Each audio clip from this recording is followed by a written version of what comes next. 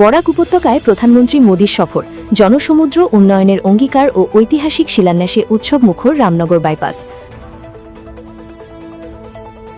শনিবার বরাক উপত্যকার ইতিহাসে এক গুরুত্বপূর্ণ দিন হিসেবে চিহ্নিত হয়ে রইল দেশের প্রধানমন্ত্রী নরেন্দ্র মোদীর সফর। তার আগমনকে ঘিরে সকাল থেকেই উপত্যকার বিভিন্ন প্রান্তে দেখা যায় ব্যাপক উৎসাহ উদ্দীপনা।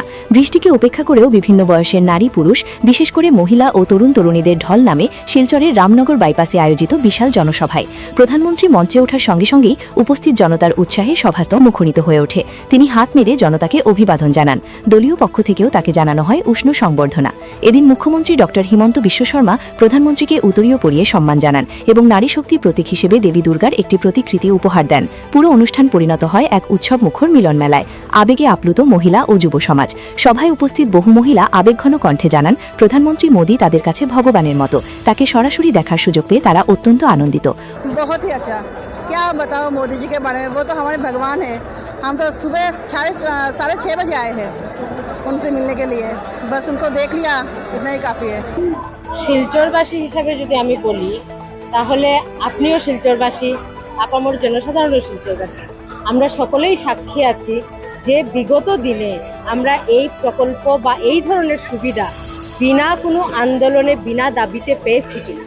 প্রথমবার ভারতের যশস্বী প্রধানমন্ত্রী বিশ্বজাহাকে স্মরণ করে, বিশ্বজাহার নিচে নিজেকে নত করে সেই প্রধানমন্ত্রীর নেতৃত্বে আজকে বরাক ভ্যালিতে, মানে আমরা স্বপ্নেও ভাবতে পারি না এই বরাক ভ্যালিতে, শিলচরে এবং পাথারকান্দির মতো জায়গায়, যেটা নামই লোকে জানতো না, সেটা নরেন্দ্র মোদীর মতো প্রধানমন্ত্রী দিল্লি থেকে এসে উনি এখানে ভূমি পূজন করলেন, শিলান্যাস করলেন এবং আমাদেরকে যে প্রকল্পগুলি দিয়েছেন।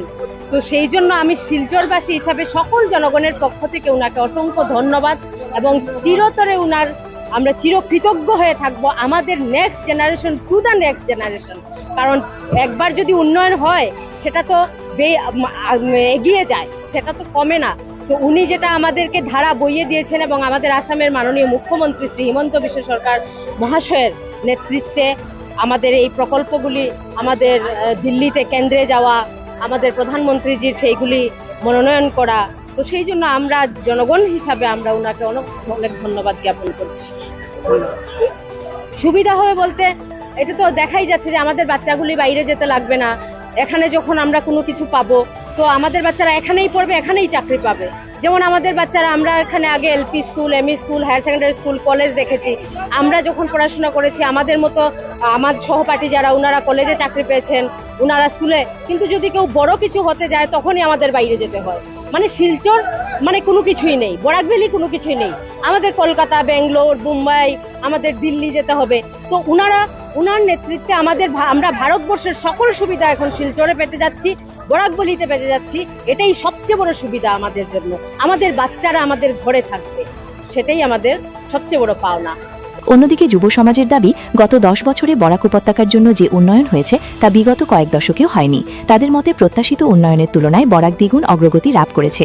পানীয় জল, বিদ্যুৎ, রাস্তাঘাট, কৃষি উন্নয়ন, কর্মসংস্থান, মহিলাদের নিরাপত্তা ও সামাজিক সুরক্ষার ক্ষেত্রে কেন্দ্রের বিভিন্ন প্রকল্পের সুফল সাধারণ মানুষ পাচ্ছেন বলেও তারা মন্তব্য করেন। देखिए, सबने कहा था कि लोग नहीं होंगे, नहीं आएंगे, पर हमारे दिल में विश्वास था कि लोग आएंगे, क्योंकि बराक वैली में मोदी जी हमारे लिए भगवान है। जितना उन्होंने बराक वैली के लिए किया है, मुझे नहीं लगता है कि 70 साल में किसी ने हमारे लिए इतना ज़्यादा किया है। रास्ते से लेके, पानी से लेके, हर कुछ उन्होंने ही दिया है। हमारे लिए तो भगवान है। हमें आना था, हम आए हैं।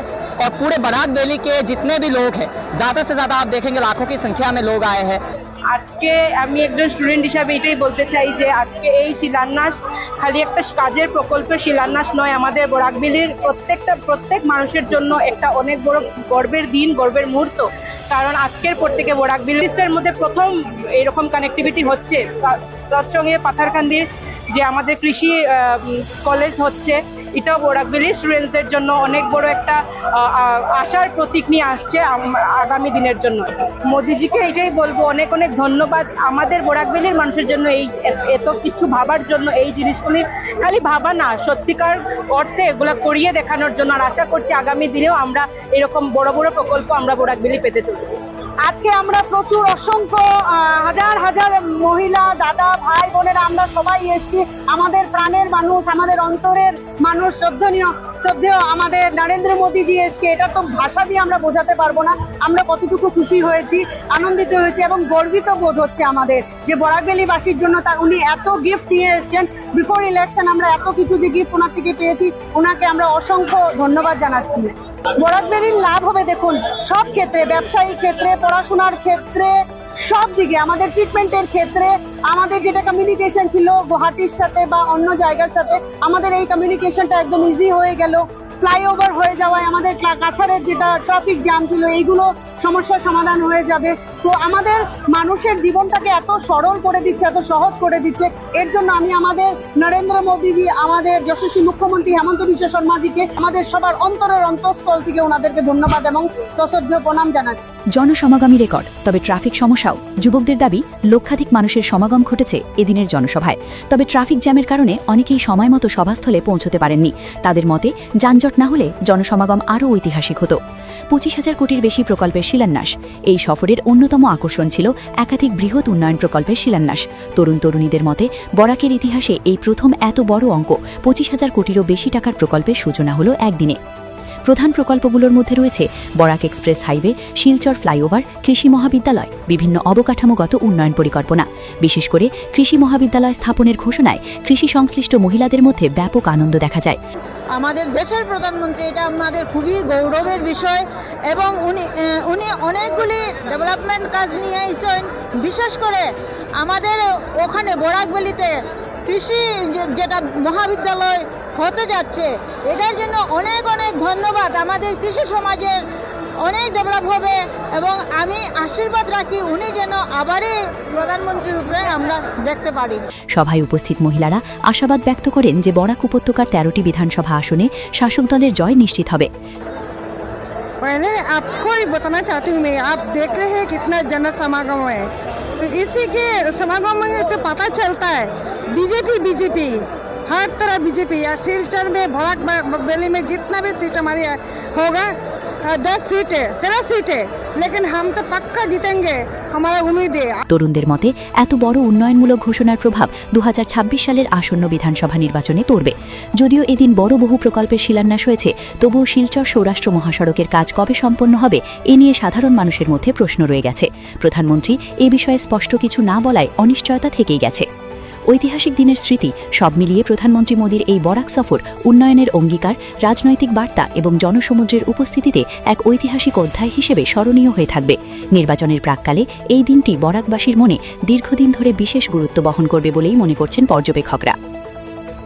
बराक वैली की कनेक्टिविटी से जुड़े,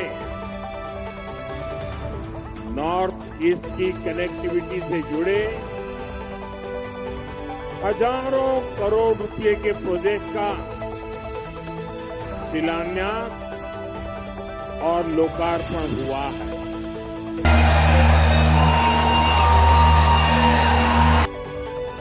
रोड हो,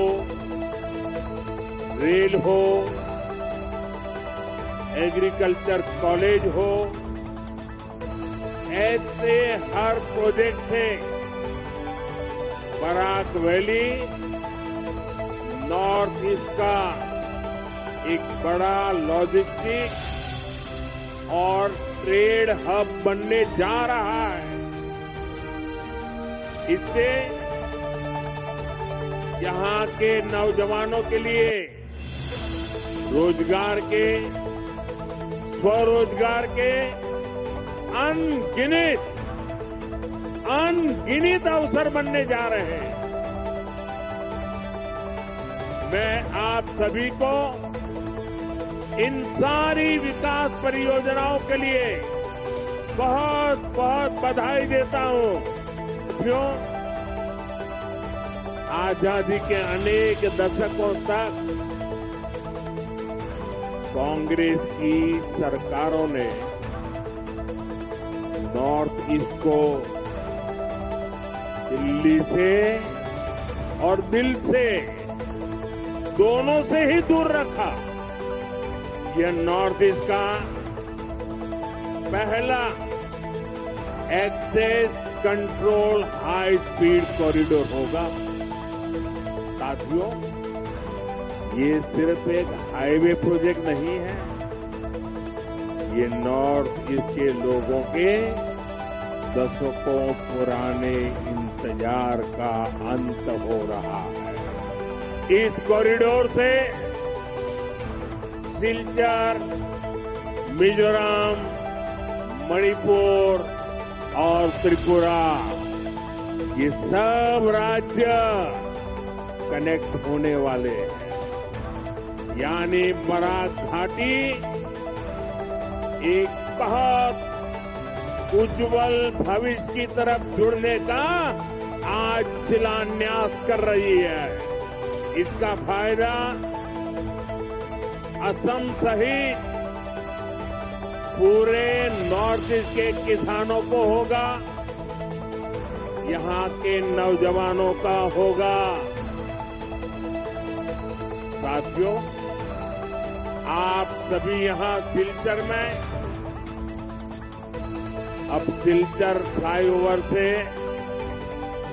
ये समस्या भी कम हो जाएगी। Silchar medical college, NIT Silchar और असम यूनिवर्सिटी में पढ़ाई कर रहे युवा साथियों के लिए ये बहुत अच्छी सुविधा हो गई है। इससे आने जाने में उनका बहुत डबल इंजन की बीजेपी सरकार असम की रेल कनेक्टिविटी पर भी बहुत अधिक काम कर रही है। खासतौर पर रेलवे का बिजलीकरण हमारी बहुत बड़ी प्राथमिकता रहा। मुझे खुशी है जिनको पहले की सरकारों ने अपने हाल पर छोड़ दिया था, उनकी सूद बीजेपी सरकार ने ली है। हमारा प्रयास है कि देश के नागरिकों पर युद्ध का कम से कम प्रभाव पड़े। इस समय कांग्रेस से उम्मीद थी कि वो एक जिम्मेदार राजनीतिक दल की भूमिका निभाए, लेकिन कांग्रेस देश हित के इस महत्वपूर्ण काम में भी फिर एक बार फेल हो गई। कांग्रेस पूरी कोशिश कर रही है कि देश में पैनिक क्रिएट हो, देश मुश्किल में फंस जाए और उसके बाद कांग्रेस भर भर कर मोदी को गाली दे। साथियों, कांग्रेस के लिए और कांग्रेस असम के लिए, देश के लिए कांग्रेस का कोई विजन ही नहीं है। इसलिए इन्होंने अफवाहों को, झूठ प्रपंच को ही और जैसे झूठे रील बनाने की इंडस्ट्री खोल के रखी है, उसी को हथियार बना दिया है।